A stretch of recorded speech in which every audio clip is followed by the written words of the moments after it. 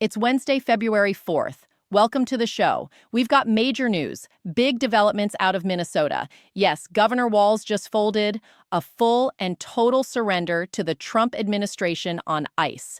There's also been significant movement this morning on the Save America Act coming out of the Senate, the single most important bill of the year by far, one that would save America, protect our republic, and stop illegals from voting and registering to vote in our elections. The momentum behind this bill is honestly pretty astounding. A month ago, it was dead on arrival. Now, it has a real legitimate chance of becoming law, and Democrats are panicking over it. Scott Besson's testifying before Congress this morning, and just the mere mention of illegal aliens has Democrats completely losing it. Let's start here. The housing stock. 10 and 20 million immigrants. Can you look shut at the housing stock of working Americans, and can you maintain some level of dignity? Gentleman's time has expired. No, my time has not expired. Your time has expired. And the gentleman... The gentleman took up my time. I think you should recognize that, Mr. Chair. The gentlewoman's time has expired. The gentlewoman's time has expired. Well, if you want Chair, to, parliamentary. if you want to protect him, the chair Mr. recognizes the vice chairman of the Mr. committee, Chair. Mr. Heisinger. So for months, really, for the entire past year, the Trump administration has repeatedly and clearly told blue states and sanctuary cities and states, all we're asking is that you allow your jails to work with ICE. And when ICE sends a detainer request to your jail, meaning we know a specific illegal alien is being held there, please set a day and time to transfer that person to us. That's it. That's all we want. That's all we've been asking for. It's the same thing every other city and state in this country does, which, by the way, makes everyone safer. No roving patrols, no protests, no violent arrests. Well, this morning, what do you know? Tim Walz is now agreeing to do it, agreeing not only to honor ICE detainer requests, but also that when local police arrest an illegal before they even reach the jail, officers will notify ICE immediately at the time of arrest. Okay, that's all we've wanted, this whole time. Months of chaos could have been avoided. Listen to Tom Oman here announcing the breakthrough. This is what we call total and complete surrender. Watch. Attorney General Mayor Fry and law enforcement officials about increasing coordination in a lawful way between the county jails and ICE to avoid public safety threats being released back in the community. While we had our differences, one thing was clear: we all committed to public safety for all who live in the Twin Cities. We have made significant progress under the direction of President Trump, working with state and local officials here in Minnesota, and I expect that to increase in the coming weeks. We continue to have discussions. I'll have discussions this afternoon. We currently have an unprecedented number of counties communicating with us now and allowing ICE to take custody of illegal aliens before they hit the streets. Unprecedented cooperation. We've never had this kind of cooperation, Holman says. And now that everything is settled, ICE will be able to pull 700 agents out of Minnesota. Some people on social media are claiming Trump is backing down by doing this. No.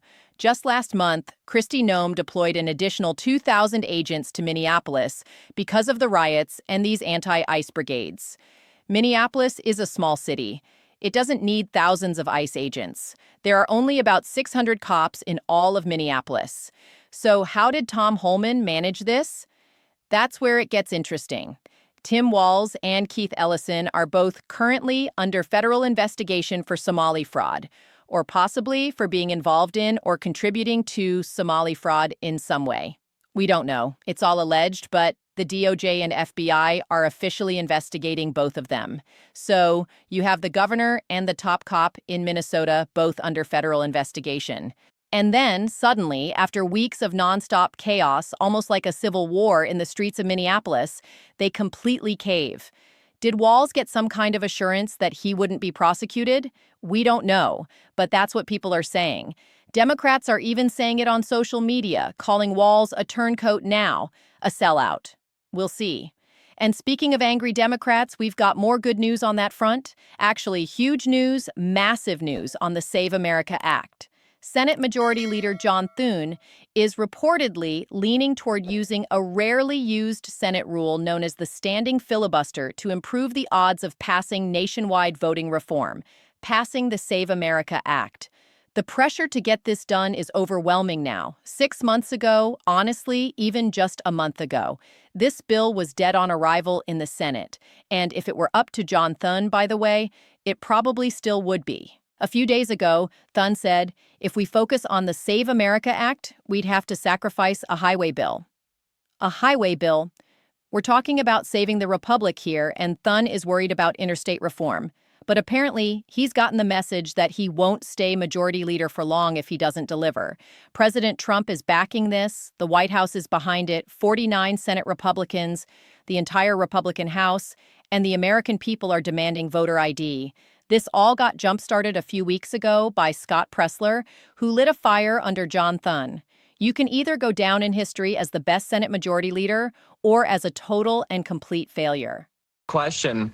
Respectfully, because I'm a nice guy, I have emailed Senate Majority Leader Thune's legislative director. I have emailed the scheduler.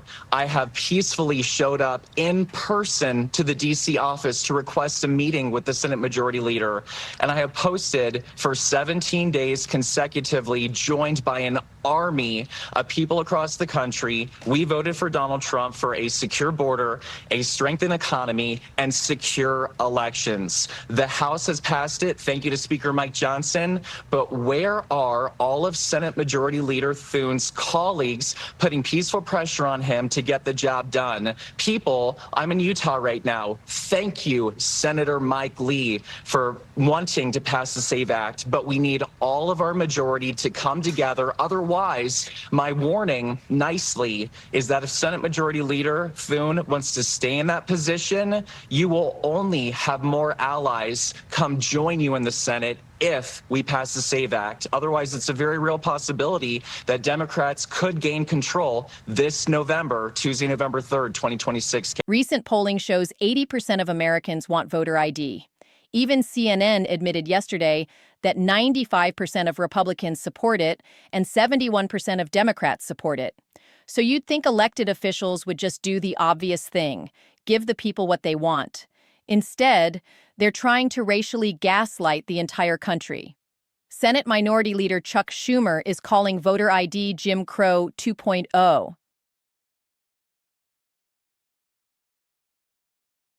Get this done, and we've got to get it done very quickly. The SAVE Act is an abomination. It's Jim Crow 2.0 across the country. We are going to do everything we can to stop it. Leader Jeffries, what do you make of Anna Paulina Luna talking about attaching the SAVE Act to the DHS funding bill when it comes back to the House with the amendments made for DHS? That's not happening. The SAVE Act in and of itself is a terrible piece of legislation. Wasn't it Democrats who enacted Jim Crow laws in the first place? The Democratic Party's strategy depends heavily on tying anything they dislike to race-based conflicts from the past. They do it on purpose because once something gets labeled racist, all constructive conversation ends. The United States, by the way, is the only major country on Earth that doesn't have voter ID. Even the EU has voter ID. 26 out of 27 EU nations have voter ID laws.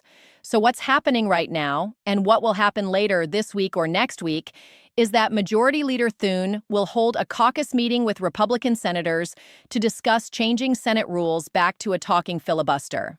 That's a big deal. And to clarify how this works, in the Senate, it only takes a simple majority to pass a law, 51 votes. You always hear that the Senate needs 60 votes, but that's to end the debate phase, not to pass the law itself, what they call cloture. For years, the Senate has used this zombie filibuster, a silent filibuster, where senators don't have to physically debate at all. They can trigger it remotely and just claim, we're still in debate, and effectively stall Trump's America First agenda indefinitely, which is exactly what they've been doing all year, without ever speaking on the floor, without even debating. So something like voter ID never even reaches the floor for a vote, even though it would absolutely pass in the Senate. It's already passed the House multiple times, and it keeps dying in the Senate because Democrats filibuster, meaning they keep it trapped in the debate stage. Well, that may be about to change. Trump is demanding the Senate return to a standing filibuster, which, by the way, was the norm for more than a century. It's only in recent times that Democrats shifted to this zombie filibuster.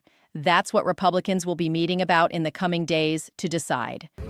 Rich and Luna and myself are not willing to allow that. So based on your discussion, it sounds like you're moving towards. Yes, based on our discussion right now, we're moving towards it. Also, we got assurances on the standing filibuster, which is incredibly important. I don't know if you guys remember when I was talking about inherent contempt. A lot of people didn't know what that is. The standing filibuster is an old school parliamentary procedure, but it's a way to break through what we consider traditional norms to get voter ID passed. I think that it's brilliant that they came up with it, but exactly that's why we kind of have these discussions, and we're very happy about the outcome. So there should be a standing filibuster announced soon, and I would actually reach out to Senator Thun's office to ask him about that because they have different rules in the Senate. So that'll get you to yes tomorrow on the rule. Yeah, as of right now, we feel very comfortable where we're at based on what we are discussing. And Democrats are terrified by this. If you're wondering why they're so afraid of the SAVE Act, take a look at this. What do you notice about the states that Kamala Harris won last year? Every one of them did not require ID or photo ID to vote. CNN was forced to cover this yesterday, how people want voter ID. It's an 80-20 issue, and of course, Democrats are on the wrong side of it.